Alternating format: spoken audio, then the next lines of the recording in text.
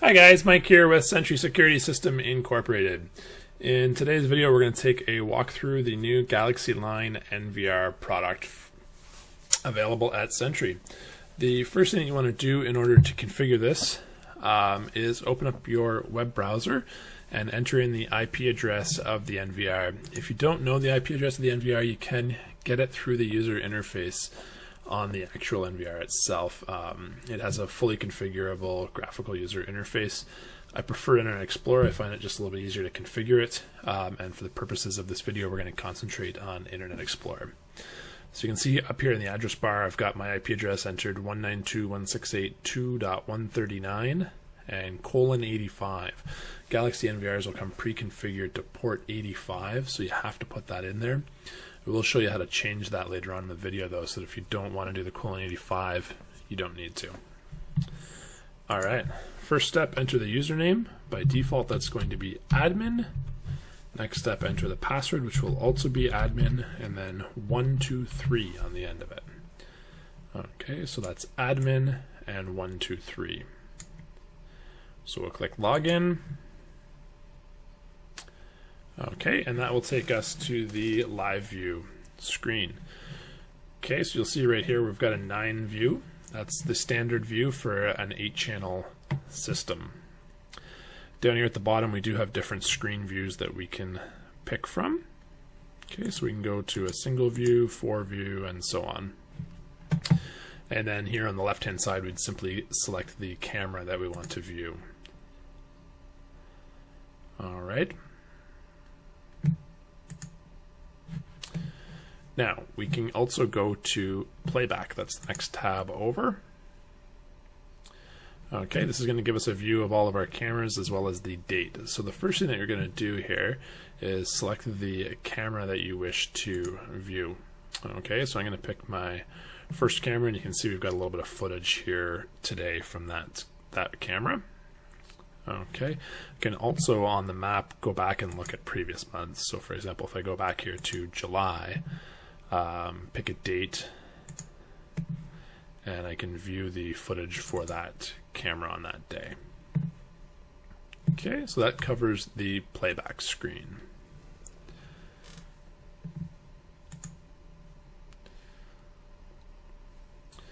The first tab that's going to come up here is the system. You've got the basic tab, which is going to give you things like your serial number, firmware version, that sort of information. If we go down a couple to the time, we can configure our time zone, synchronize it with our computer, for example, and then hit save and update that. Okay. Also have the ability to use daylight savings time, and we can configure that for our area, as well as set holidays. The reason for setting holidays is that when you do your schedule, you can set it to record differently depending on whether or not it's a holiday. So for example, you're putting this system in a school, they have Christmas holidays where they shut down for 2 weeks. You can set it to not record during that 2 weeks. Alright, as we work our way down, the next tab down is the camera tab. This is going to show us the list of cameras and their IP addresses and so on. So we can see the position that the camera is in, the IP address, the protocol that it's connected with. If you see the little green here, that means that camera is online using OnVIF. Now, one of the really cool features with the Galaxy NVRs is this little button right here that says Access. So if I click on Access, I can actually log in directly to that camera. Okay, so I can log in here, I can do things like motion detection, on-screen display, all that sort of stuff. We've got videos that cover all of that with the maXia cameras as well. Okay. We've got an advanced settings tab, which allows you to do things like default the camera. Not a ton in there. Most of it's going to be through that first IP camera screen. Next tab down is the video tab. Okay, so we can see the resolution. We can adjust that as needed. Pick what we want for our image quality, bitrate, whether or not we want to do audio recording, set our frame rates, and so on. Typically, frame rate for these is going to be somewhere around 15. You don't generally need a 30 frame, but that's dependent on the installation. So I'm just going to go ahead and save that. There we go. All right, next one down is the OSD. That's your on-screen display. I recommend that you don't have the time on this, because the time of the camera may not always match the time of the NVR. It's better to let the NVR handle the time. So I'll turn that off. And up here we can change the name of the camera as well. Next screen down is the image tab. Here we'll be able to adjust brightness, contrast, exposure, all that fun stuff. Our next option is settings. As you can see now, I've got this set to normal record, but I can also change that so that I can record to motion. Now I can do something like this, where I'm going to do 24/7, including holidays, on motion recording, or I can configure that a little bit. So I could say, for example, on holidays, I don't need to record at all. And during the day from 9 to 5, when most people are around on the weekdays, I would like to record all of the time. Okay.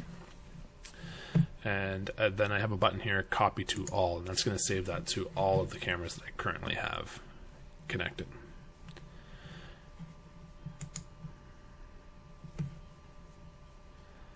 Next tab down is the motion tab.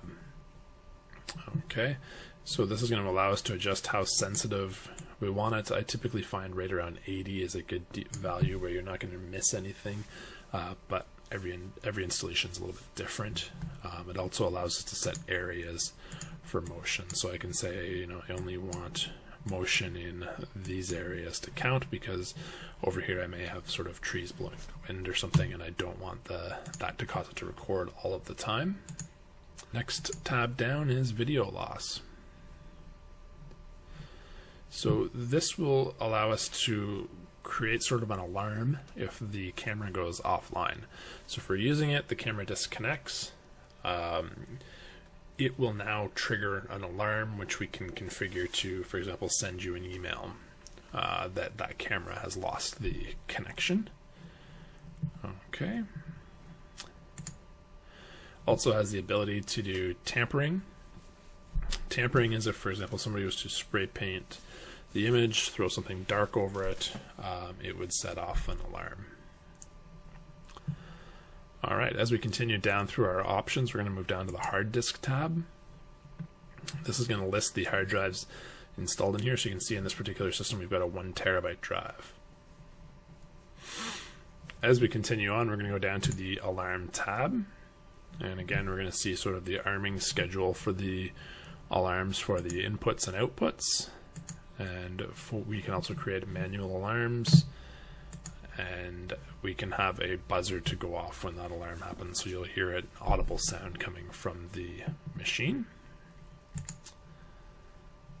Okay, so under alerts we can pick which an alert type. So for example, storage error is going to be something happens to the hard drive's running out of space, hard drive's failing, network's disconnected, IP conflicts, that sort of thing, and we can do a buzzer or send an email, or we can trigger the alarms that we can create up here.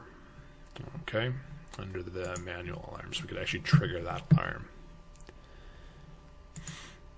Network tab, probably one of the more important tabs on here. Okay, this is where we're going to set our IP address. By default, it's just on DHCP, but you can change that so that you can manually enter in an IP address if you wish. And then down here we've got the internal network address. By default, these will all come with 172.16.0, and then you can configure it from there as you wish. Provide some ability for PPoE connections if that's what your internet uses and you're connecting directly. It's got P2P, so you can do that without having to do any sort of port forwarding or stuff. Dynamic DNS support. Okay, and it's got DYN DNS, no IP, and EZD DNS support for that. Now, here's where we can change the ports. So we can actually go in and change the HTTP port from 85 to 80 so that you don't have to do that :85. That's what I was referring to back at the beginning of the video. Port mapping, if you're going to do port forwarding so that you can view this from outside of the building, for example, you would turn that on. Okay, so we hit save.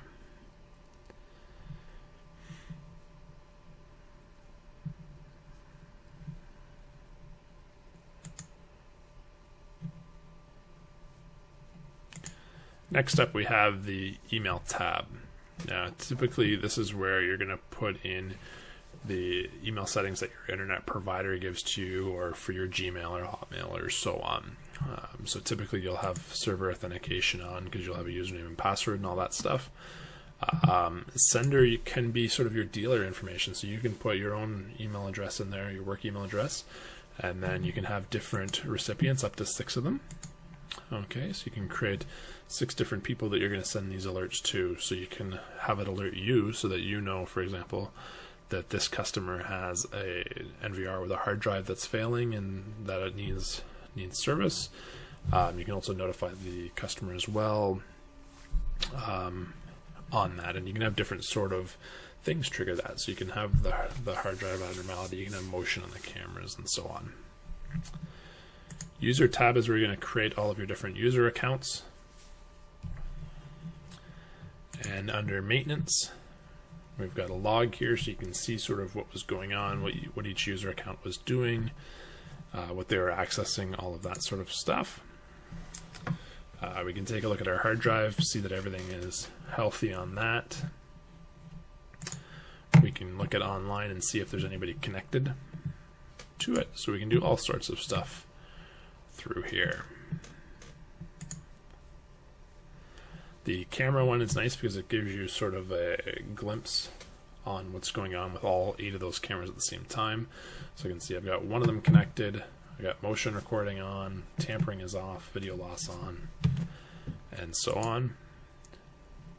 Okay, it'll show us what it's recording, what frame rate, what bit rate, what resolution. And the maintenance tab is going to allow us to restart the device, do a factory default, all that sort of stuff. So the nice thing with being able to do all this through Internet Explorer is that, as we saw in the network, we have those ports. So if we actually forward ports 85 and 554, we'll be able to connect to this remotely using the Galaxy 8000 app. We'll also be able to connect through Internet Explorer. So I can configure this machine 100% without actually going on site. Once the physical installation is done, all other configuration can be done remotely. Because it's an embedded system, it doesn't have Windows or anything like that. You don't have to worry about viruses and driver conflicts and all those sorts of issues. It's just truly a plug-and-play system. If you have any other questions on the Galaxy NVR, please don't hesitate to contact us. We'd be glad to help you out. Thank you for watching.